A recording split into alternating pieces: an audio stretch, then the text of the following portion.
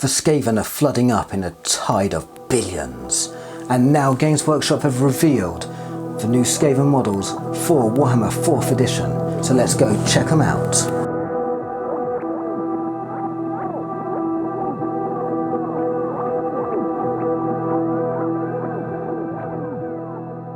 We've already covered the Stormcast, there's a link to the video up above, but if you are interested in the Skaven, which I'm interested in the Stormcast, but the Skaven are looking really good.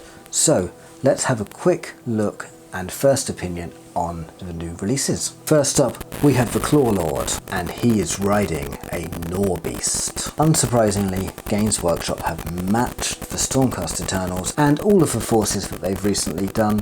They have given us a HQ character on a mount, and unsurprisingly, that mount has got 2 feet, the back feet on the ground and the 2 front feet in the air to make him more imposing. Has it made him more imposing? Yes. Has it made him exactly the same as every other mounted HQ to lead the forces in Age of Sigmar? Yes, but I don't really know how else they would do it. They could have done a bit like that Nurgle one where the entire model is standing on a flat rock. That would have been quite cool. Maybe add a bit of a differentiation between these two, especially as they're going to be, the Stormcast and the Skaven one are going to be in the same box set.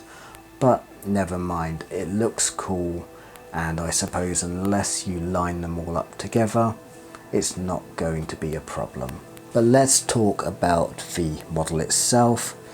You have the leader right there. He is wearing absolutely tons of armour. And you'd expect this. If he's the top bod in the Skaven army, he's going to get the best stuff. So he's going to get manufactured armour, and here it is. He's like a more or less fully armoured Skaven, and he looks really cool. I love it. And I love the paint job. It reminds me, that bright red on the armour reminds me of, I can't remember his name, I think it's Screech. I'll put a picture up if I can find it, but it reminds me of that character that was in the old Skaven force. The Norbeast itself is looking pretty malnourished and scraggly and, I don't really know, scummy? Possibly. But yeah, it doesn't look healthy. It doesn't look happy. That looks like the kind of thing you're going to find in a sewer that's desperate to eat you because it hasn't eaten for days. You can also see that it's infected with warpstone, which I think is a common theme for the Skaven going forward in 4th edition. I think just about everything is going to be infected with warpstone. But overall, I like it. I think it's very fitting for the Skaven. It's got that kind of rattiness, that kind of malnourished, desperate look that Skaven have got, whilst also being vicious and being a HQ, heavily armoured. I think he's definitely going to stand out as not being a lower level Skaven. We then have the Grey Seer, a very famous cast and role within the Skaven. They've always been around, and they have always been well respected by the fans. This one looks suitably vicious, but is also giving me a Zeech sorcerer on disc kind of vibe, because he is kind of floating on that little platform they've given him. But he does the job well of representing a Grey Seer.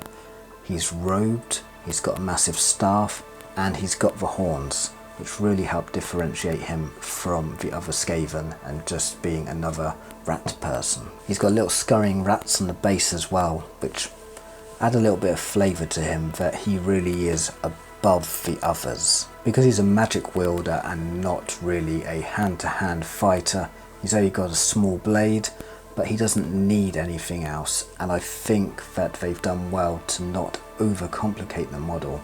A simple robe, horns, staff, and he's done. That's all you need, and I think that's all the character of a Grey Seer needs as well.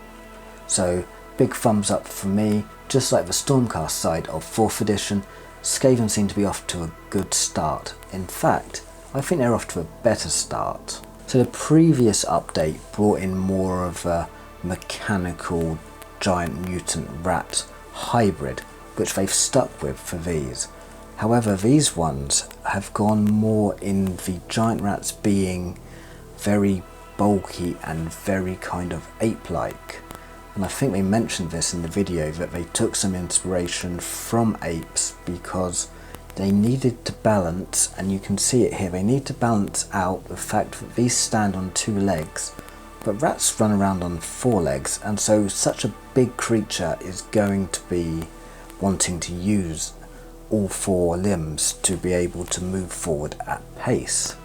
However, when it comes to fighting, they need the 2 hands free, especially as many of those hands are augmented with mechanics. So this update is done really well because they've got more of a hunched look, which makes them look bigger, more intimidating, more aggressive, and I think overall, I wasn't expecting rat ogres, but I think they've done it justice.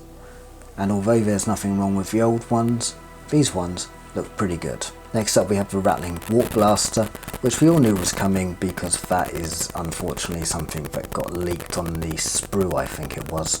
It's pretty big because you can see the Skaven at the bottom kind of wheeling it forwards. I've always liked that about Skaven vehicles, and I'm glad that they've carried that forward with this one, that the Skaven vehicles generally aren't powered by themselves.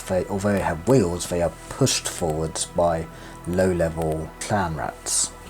I'm hoping we get a new Screaming Bell because that would then have the same system as well.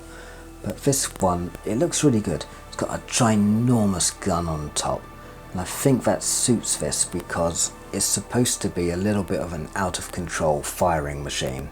So you can imagine the way it's kind of balanced on top of the wheeling platform, that when it shoots it's going to wobble all over the place, and the shots are just going to fire absolutely everywhere, completely missing their target, but that's half the fun. It ties in really nicely with the rest of the Skaven stuff. It's got links to other stuff as well, like the clan rats on there and the weapon kind of style. I think it's really good. I think it's great. And as with all Skaven vehicles, of course, it doesn't look like it was made in a factory where they're able to produce all the materials really well. It looks like it was cobbled together to a plan, but it's cobbled together with bits that they can find. And I really like that. Next up is the Warlock Engineer, and I've done a video on that on its own already, so I'll link that up above. But as always, this looks great.